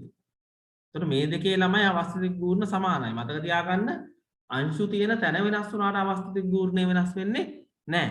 මොකද වෙනස් වෙන්න ඕනේ අංශුන්ගේ ඉඳලා තියෙන භ්‍රමණාක්ෂයේ තියෙන දුර වෙනස් වෙන්න ඕනේ. දැන් මේ දෙන්නගේ වෙනස් වෙන්නේ ඒකයි දුමුරු පාට කෑල්ලෙන් ඇති කරන අවස්ථිත ගුණය, දුමුරු පාට අර්ධයෙන් ඇති කරන අවස්ථිත ගුණය. මේ අවස්ථා දෙකේදී වෙනස් වෙන්නේ පැහැදිලිවම. හිතලා බලන්න නිකන්. මේ කෙරවලම තියෙන අංශුව ගන්න, මෙහි තියෙන අංශුව ගන්න, මෙහි තියෙන අංශුව ගන්න. ඔය හැම අංශුවෙම ඉඳන් තියෙන දුර මෙතනදී අඩු වෙලා. එකම දුරින් තියෙන්නේ මේ මෙතන තිබ්බ අංශුව විතරයි. මෙතන තිබ්බ අංශුව තාම මෙතනම වගේ තියෙනවනේ. ඒතකොට දුර ඒක වෙනසක් වෙලා නැහැ. අනිත් හැම අංශුවටම තියෙන දුර අඩු වෙලා තියෙන්නේ. එතකොට මෙයාගේ අඩුයි. මේ දෙන්නගේ සමානයි. එතකොට මේ දෙන්නගේ සමානයි. ඒ දෙන්නටම වඩා මෙයාගේ අඩුයි. එතකොට මෙහෙම එකක් එන්නේ ix iy ට සමානයි. iz ඊට වඩා කුඩයි.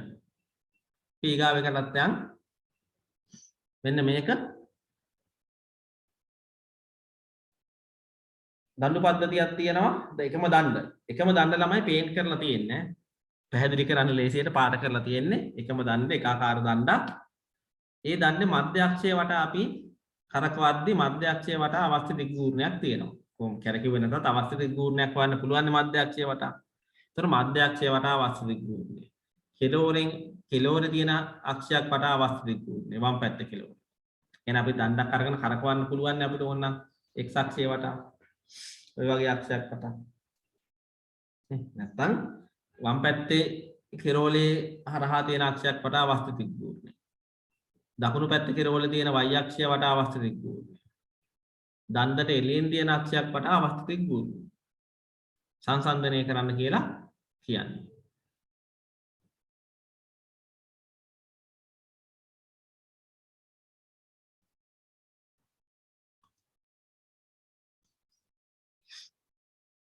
මුලින්ම ළමයි මම සංසන්දනය කරන්නේ මෙන්න මේ දෙක x වටයි y වටයි අවස්ථිත දිග්ගූර්ණ x වටා අවස්ථිත දිග්ගූර්ණයයි x අක්ෂය වටා අවස්ථිත දිග්ගූර්ණයයි y අක්ෂය වටා අවස්ථිත දිග්ගූර්ණයයි සමානයි. මේ පාට කරලා තියෙන්නේ එකම එකාකාරයි. එහෙනම් ඔයගොල්ලෝ හිතලා බැලුවොත් ළමයි මෙහෙම අපිට කියන්නත් පුළුවන්.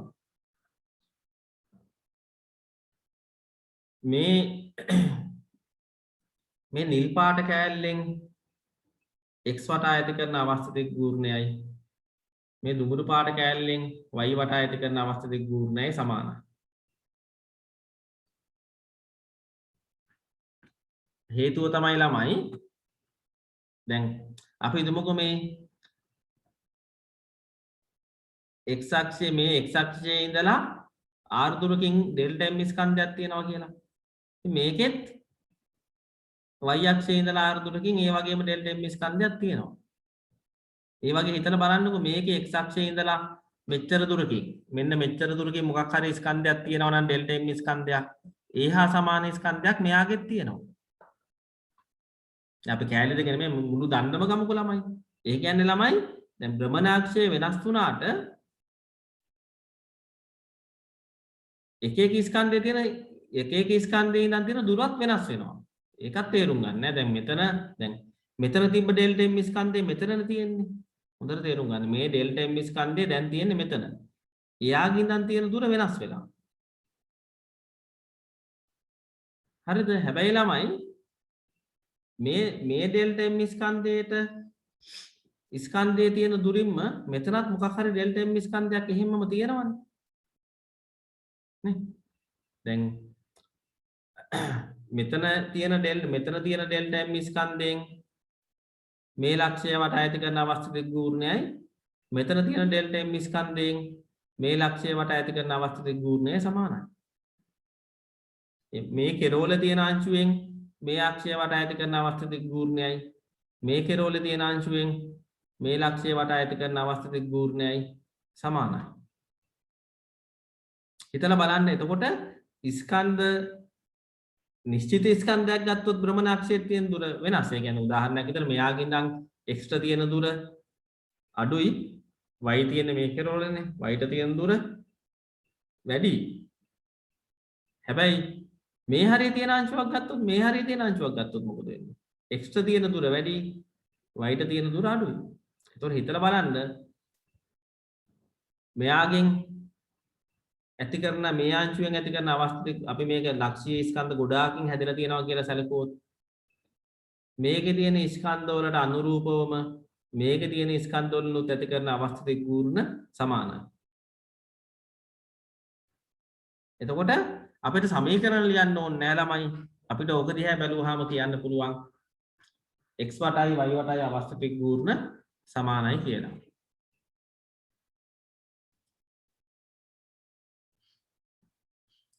එතකොට මෙන්න මේ දැනුම ඕන වෙනවා අපිට මේ අක්ෂ දෙක වටා ස්කන්ධ අවස්ථිත ගූර්ණ සංසන්දනය කරන්න. එතකොට ළමයි මෙහෙමයි අපි කියන්නේ දැන් මේ වගේ එකක් කරද්දී බලන්න වස්තුවක දැන් ওই වගේ ගණන් MCQ වල එනවා. ඒතර වස්තුවක අවස්ථිත ගූර්ණවම සංසන්දනය කරාම බලන්න අවස්ථිත ගූර්ණ සමාන කෑලි තියෙනවද කියලා ඒ අක්ෂ දෙක වටා. දැන් උදාහරණයක් විදිහට ගත්තොත් ළමයි නිල් පාට කෑල්ල ගත්තොත් නිල් පාට කෑල්ලෙන් මේ W කියන අක්ෂය වටා ඇති කරන අවස්ථිත ගූර්ණයයි නිල් පාට කෑල්ලේ තියෙන අංශු වලින් x වටා ඇති කරන අවස්ථිත ගූර්ණයයි සමානයි. අර මේ දෙන්නගේ සමානයි කියන එකම තමයි. දන්නේ මේ කෙරෝලයි දන්නේ මේ කෙරෝලේ අවස්ථිත ගූර්ණ සමානයි කියවනේ. දැන් මේ නිල් පාට කෑල්ල ගත්තාම ළමයි මේ වගේ කෙරෝල් දෙකක් නේ තියෙන්නේ. හිතලා බලන්නකො. ඒතකොට දැන් මේ දණ්ඩයි මේ අවස්ථාවයි මේ අවස්ථාවයි ගත්තාම ළමයි නිල් පාට කෑල්ල තියෙන අංශු වලින් ඇති කරන අවස්ථිත ගූර්ණේ වෙනසක් වෙන්නේ නැහැ. අවස්ථිත ගූර්ණේ වෙනස් වුණොත් වෙනස් වෙන්නේ මේ දුඹුරු පාට කෑල්ලෙන් ඇති කරන අවස්ථිත ගූර්ණේ. ඒතර ඔයගොල්ලන්ට පැහැදිලිවම පේනවා දුඹුරු පාට කෑල්ලේ නිශ්චිත අංශුවක ඉඳලා W ට තියෙන දුරට වඩා මෙතනදී දුඹුරු පාට කෑල්ලේ නිශ්චිත අංශුවක ඉඳන් x ට තියෙන දුර වැඩි. හැම අංශුවකින් ඉඳන් බලන්නකො. මෙතන ඉඳන් W ට තියෙන දුරට වඩා එතන ඉඳලා x ට තියෙන දුර වැඩි. මෙතන ඉඳලා W ට තියෙන දුරට වඩා මෙතන ඉඳලා x ට තියෙන දුර වැඩි. එතකොට නිල් පාට කෑල්ලෙන් ඇති කරන නිල් පාට කෑල්ලේ තියෙන අංශු වලින් ඇති කරන අවස්ථිත ගූර්ණ සමානයි. හැබැයි දුඹුරු පාට කෑල්ලේ තියෙන අංශු වලින් ඇති කරන අවස්ථිත ගූර්ණ ගත්තොත් මොකද වෙන්නේ? එතකොට දුඹුරු පාට කෑල්ලෙන් y වටා ඇති කරන අවස්ථිත ගූර්ණයට වඩා දුඹුරු පාට කෑල්ලෙන් x වටා ඇති කරන අවස්ථිත ගූර්ණය වැඩි. එතකොට W හා x කියන දෙන්න සංසන්දනය කරොත් ළමයි x ගේ වැඩි y ගේ අඩුයි. එතකොට උතන තේරුම් ගන්න ඕන නිල් පාට කෑල්ලෙන් ඇති කරන එක සමානයි. ඒකින්ද නිල් පාට කෑල්ලෙන් අවස්ථිත ගූර්ණය වැඩිද අඩුයිද කියලා බලද්දී නිල් පාට කෑල්ලෙන් ඇති කරන අවස්ථිත ගූර්ණය සලකන්නේ නැතුව දුඹුරු පාට කෑල්ලෙන් ඇති කරන අවස්ථිත ගූර්ණය අඩුයිද වැඩිද කියලා බලුවා නම් හරි. දැන් මෙතන ගත්තොත් ළමයි මම මේ දෙන්න සංසන්දනය කරන්නම් x හා z මේකම පැත්තේ තියෙන හින්දා ලේසි. x හා z සංසන්දනය කරන්න ළමයි අර මෙතන කිව්වා වගේම තමයි. දැන් මෙතන මේ දුඹුරු පාට කෑල්ලෙන් W වටා ඇති කරන අවස්ථිත ගූර්ණයයි දුඹුරු පාට කෑල්ලෙන් x වටා ඇති කරන අවස්ථිත ගූර්ණය සංසන්දනය කරා වගේ තමයි x වටා එකයි z වටා අවස්ථිත ගූර්ණය සංසන්දනය කරන්නේ. ඔයගොල්ලෝ හොඳට බැලුවොත් මේ දණ්ඩ මත තියෙන ඕනෑම ලක්ෂයකින් ඉඳන් x ට තියෙන දුරට වඩා මේ දණ්ඩ මත තියෙන ඕනෑම ලක්ෂයකින් ඉඳන් z ට තියෙන කෙටිම දුර අඩුයි වැඩි.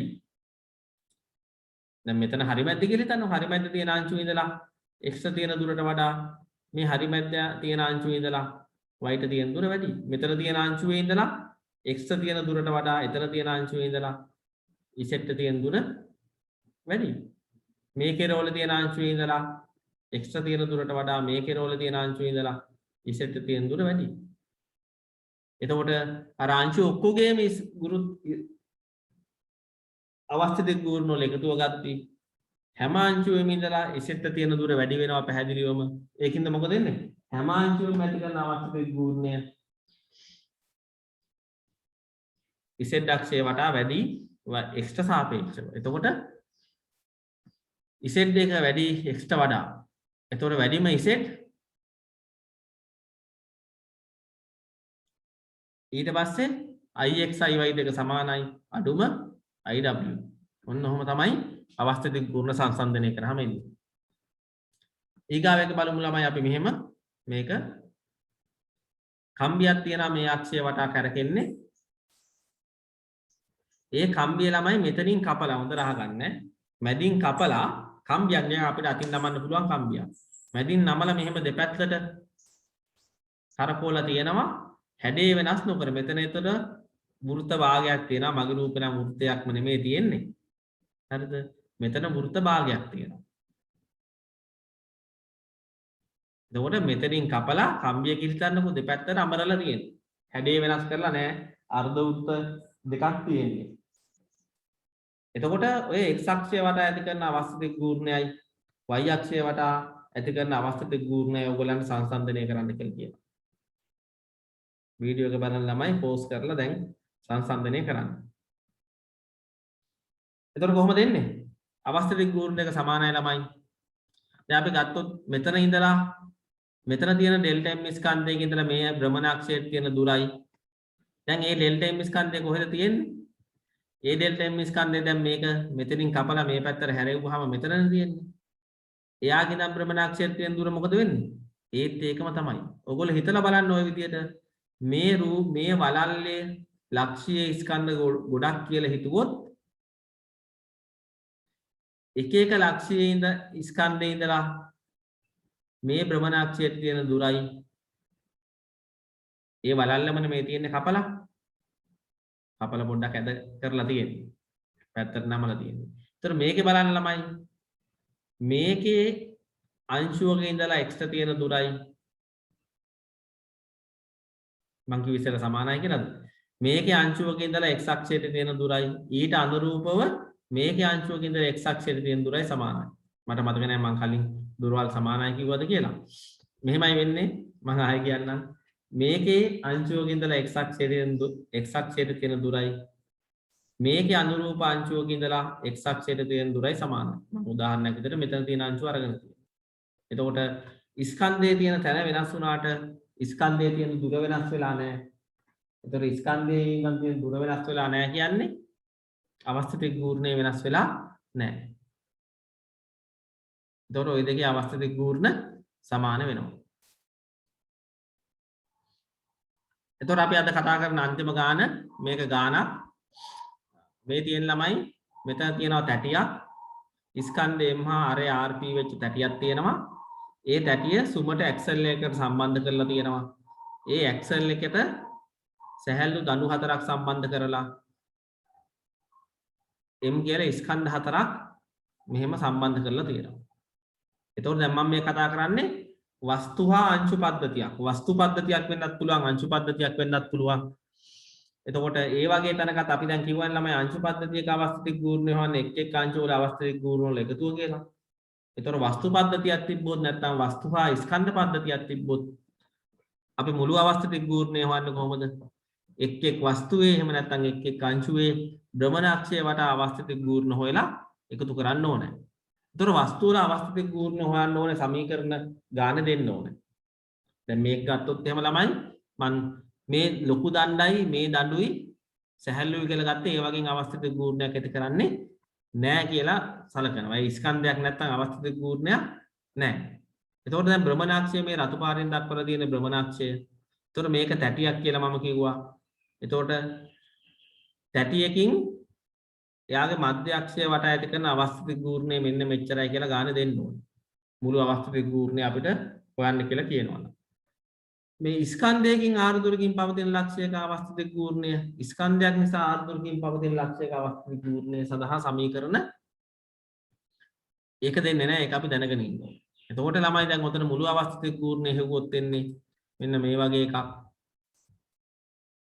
4 mr වර්ගය ධන mrp වර්ගයේ බෙදීම 2යි. 4 mr වර්ගය උනේ කොහොමද? එක ස්කන්ධයකින් ඇති කරන අවස්ථිත ගූර්ණය භ්‍රමණාක්ෂයට වටා mr වර්ගය. එතකොට ඒ වගේ වූ හතරක් තියෙනවා. එතකොට මේ ස්කන්ධ හතරෙන් ඇති කරන අවස්ථිත ගූර්ණය 4 mr වර්ගය. එතකොට මේ තැටිය මගින් භ්‍රමණාක්ෂය වටා ඇති කරන අවස්ථිත ගූර්ණය mr වර්ගයේ බෙදීම 2යි. එතකොට අරේ දාලා තියෙන rp කියලානේ. එතකොට mrp වර්ගයේ බෙදීම 2යි කියලා ගන්න. මේක ළමයි ගාන දෙන්න ඕනේ. දැන් ඔයගොල්ලන්ගෙන් මම අහනවා නම් ගානේක වාර විභාගයයි කොහරි ගානක ප්‍රශ්නයක් දීලා මේ දක්වා ඇති අක්ෂය වටා සියලු සම්බන්ධක දනු සැහැල්ලු නම් දක්වා ඇති අක්ෂය වටා අවස්ථිතික ගූර්ණය සොයන්න කියලා මම ගානක් දුන්නොත් වරහන් ඇතුළේ දෙන්න ඕනේ ස්කන්ධ m හා අරේ ආරූ තැටියක අවස්ථිතික ගූර්ණය මධ්‍ය අක්ෂය වටා කියලා කියන්න ඕනේ ස්කන්ධ m හා අරේ ආරූ තැටියක මධ්‍ය අක්ෂය වටා අවස්ථිතික ගූර්ණය mr වර්ගයේ බෙදීම 2 වේ කියලා ගානේ කොහේද තැන කියලා තියෙන්න ඕනේ. එහෙම නැත්නම් අපි දන්නේ නෑ. අපි දන්නේ මොනවද අවස්ථිතික ගූර්ණ සම්බන්ධ සමීකරණ? අංශුක අවස්ථිතික ගූර්ණය r අක්ෂයක් r දුරකින් පීඩන අක්ෂයක් වටා mr වර්ගය